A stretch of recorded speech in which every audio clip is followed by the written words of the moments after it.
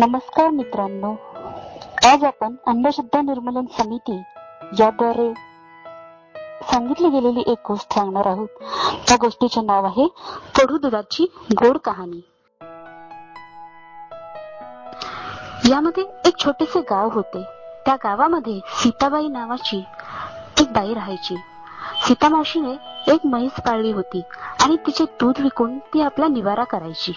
सीता मावशी रोज उठून म्हशीचे दूध काढून ती विकायची. तिचे एकदम व्यवस्थित चालू होते. पण काही दिवसाने अचानक म्हशीचे दूध कडू लागू लागले. गिराईक त्यामुळे तक्रार करू लागले. गिराईकांच्या तक्रारीने सीता मावशी ही वैतागली. ती अतिशय दुःखी झाली की म्हशीचे दूध कडू का लागते. तिलाही काही सुचेना. सीता मावशी रोज चिंता करू लागली. म्हशीच्या दूध कडू लागल्यामुळे तिचा निवारा काही भागत नव्हता. तिला कोणीतरी सांगितले, गावाच्या बाहेर एक साधू महाराज राहतो आणि तो तुला तुझ्या शंकेचे समाधान करून देईल.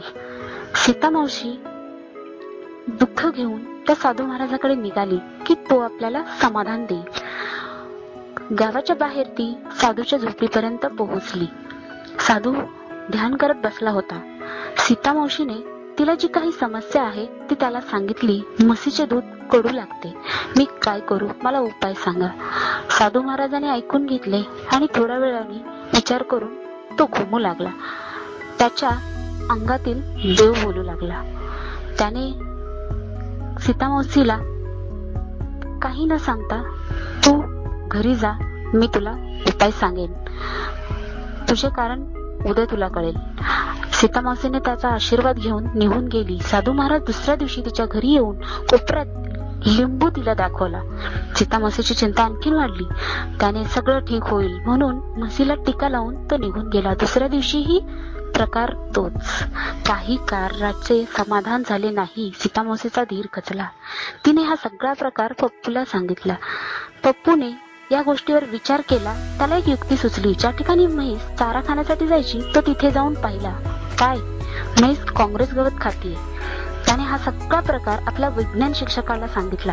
त्यांनी फोन लावला वनस्पती शास्त्रज्ञांना आणि यावरती उपाय विचारला. त्यांनी कारण सांगितलं की गवतातील विशिष्ट घटकामुळे दूध कडू लागत असावे.